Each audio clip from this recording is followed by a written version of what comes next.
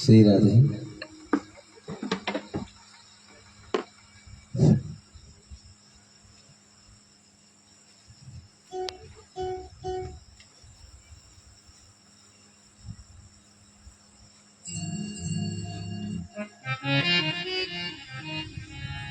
बोलिए राधा कृष्ण भगवान की, श्री खैरी राम महापुराण की, श्री व्यास जी भगवान की, श्री अजब जय जय सरकार की। लेकिन सब भगतन की जय जय श्री राधे। ये आवाज तो हरिद्वार तक चलेगी। आए बड़े भाव के साथ।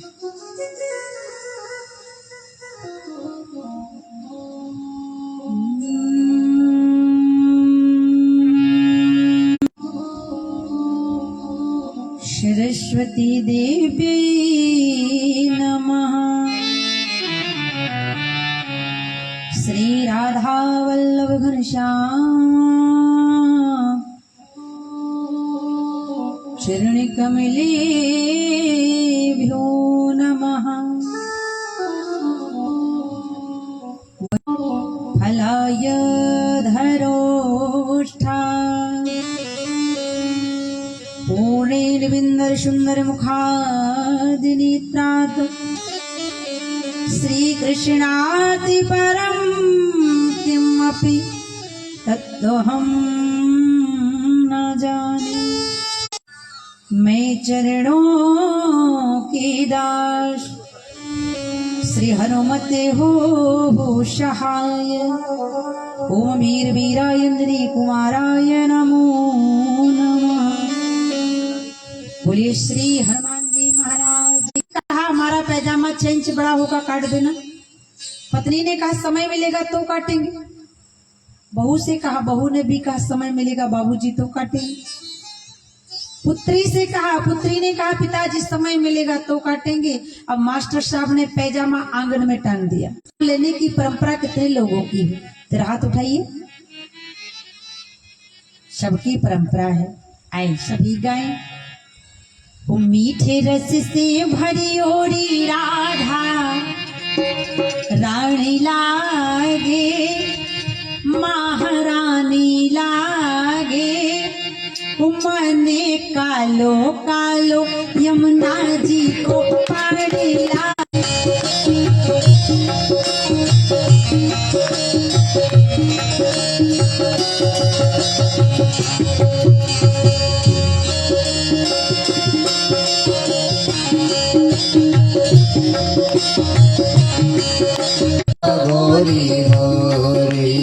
वृंदावन में धूम मचाए वर्षाने की छोरी। वृंदावन में धूम मचाए वर्षाने की छोरी। ऐसी रूप की रंगीली हो।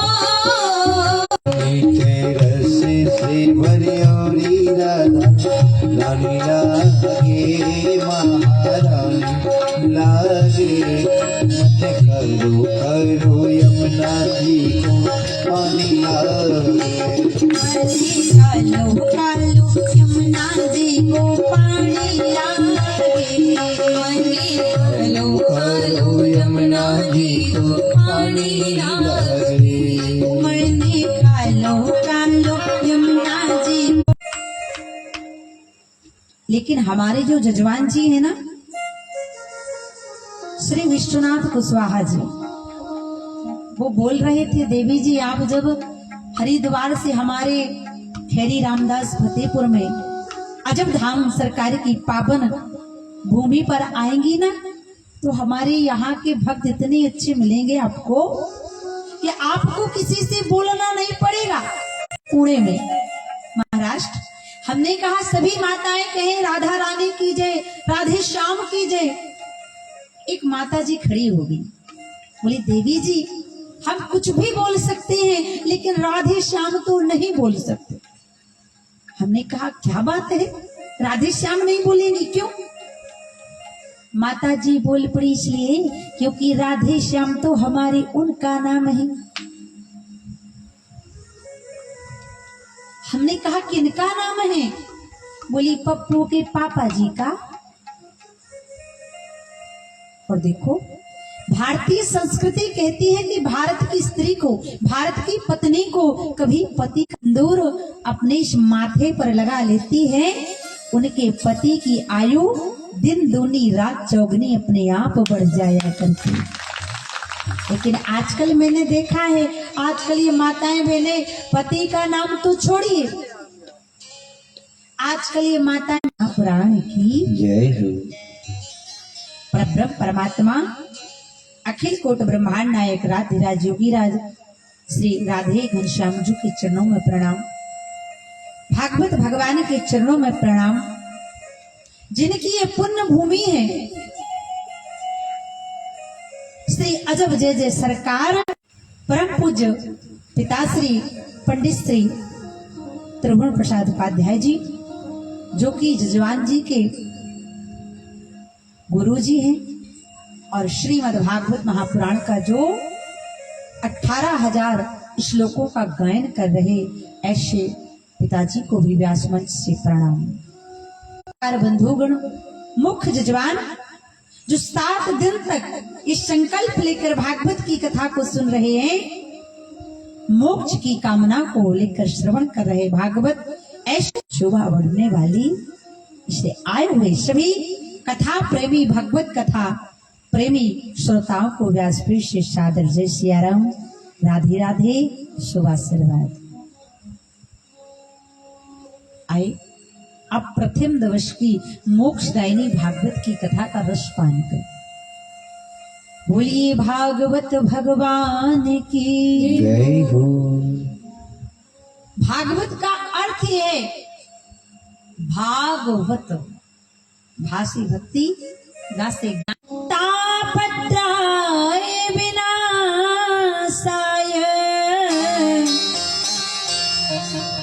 श्री कृष्णाय वयं नमः।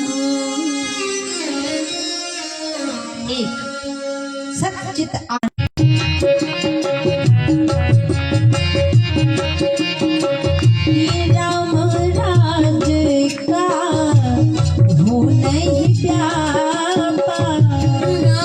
क्योंकि आनंद क्या है? आपको सुंदर सुंदर नरम नरम बिस्तर पर सुला दिया जाए, अब पूछा जाए कैसा लगा, तो क्या कहोगे? आनंद आ गया। का विपरीत नहीं होता। एक बार आनंद आया तो परमानंद आएगा, परमानंद आएगा तो अति आनंद आएगा, और जब अति आनंद आ जाएगा तो सच्चिदानंद भगवान को आने में समय नहीं लगेगा।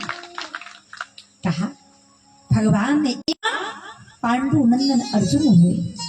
सौनक जी ने प्रश्न किया, हे सूत जी महाराज, ये कलयुग है, कलयुग में माता की पुत्र नहीं मानता, पुत्र की माता नहीं मानती, ना कोई धर्म शास्त्र को मानता, सब अधर्म के कार्यों में लिप्त हो जाते। कहां कहां गए, लेकिन नारद जी को आनंद कहीं नहीं। पुष्करम चा प्रयागम चा काशी गोदावरी तथा हरे क्षेत्रम कुरुक्षेत्रम श्रीरंगम सेतु बंधन। अब नारद जी महाराज कौतुक के कारण हाल जानने के लिए जाते। कहा नारद जी ने, हे देवी आप कौन हो, और आपकी जो गोद में ये दो वृद्ध अचेत अवस्था में सोए हुए हैं, ये कौन है? जैसे ही नारद जी को उस आपको देखकर मेरे हृदय में भक्ति जाग गई, मेरे हृदय में आनंद आ गया, मेरी पीड़ा नष्ट हो गई। क्योंकि सच्चा संत होता कैसे? क्योंकि कलयुग में तो कई ऐसे लोग हैं जो संत बने घूम रहे, क्योंकि कलयुग में संत बनना बड़ा सरल। पीला पिता कि मूड़े मुड़ाई 3 गुण, सर की मिट गई खाज, बनी बनाई रोटी मिले लोग कहे महाराज।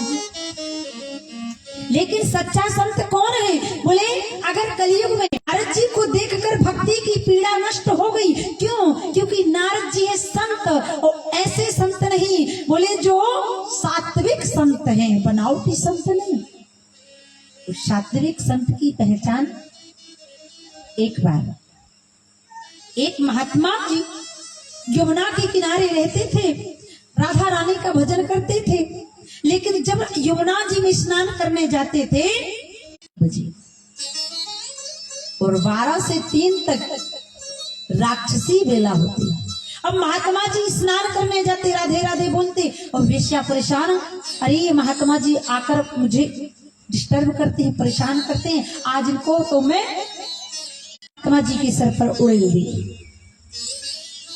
महात्मा जी ने देखा ऊपर, कहने लगे वाह बेटी बहुत बढ़िया किया। पुनः महात्मा जी गए और जाकर यमुना जी में डुबकी लगा। अब मार्ग तो एक ही था जाने, फिर वापस आए, वेश्या ने फिर किया, चूल्हा की राख उठाई, महात्मा जी के सर पर डाल दी। अरे पहले तो मुझे एक ही बार यमुना जी में स्नान करना था, लेकिन तेरे वजह से मुझे 11 बार स्नान करने का सौभाग्य मिल गया। हे बेटी तुम धन्य हो। कहते हैं आज भक्ति ने नारद जी को देखा, और हमें देखना क्या है? बोली नजर नजर से उस नजर को मत देखो जो नजर आपको नजरअंदाज करती हो, और नजर नजर से उस नजर को देखो जो हजारों की भीड़ में आपका ही इंतजार करती है। कर्नाटक में पली बढ़ी, गुजरात आई, वृद्ध हो गई, लेकिन जब मैं वृंदावन आई तो पुनः नवी नेव स्वरूपणी सुंदर 20 वर्ष की युवती बन गई। लेकिन कोई पूछने वाला नहीं, इसलिए मेरे पुत्रों की यह हालत हो गई है। हे महात्मा जी कुछ उपाय कीजिए, जिससे कि मेरे पुत्र सचेत अवस्था में आकर अपनी अवस्था को प्राप्त हो जाए। क्यों? क्योंकि कहीं पहुंच गए, अब तो बद्री का श्रम जाए। और जैसे ही राजधानी एक्सप्रेस आती है, हॉर्न बजता है, मन में नाना प्रकार के ख्याल आने लगते हैं।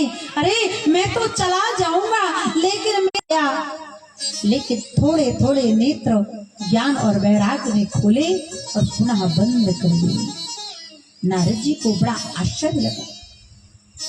उसी समय नारद जी महाराज अत्यंत दुखी, बुद्धि को पुष्ट करना है, तीनों का समावेश बनाना है, क्या करना पड़ेगा? शनकादिकों ने कहा श्रीमद् भागवती कथा सप्ताहं वाचिनं कुरु।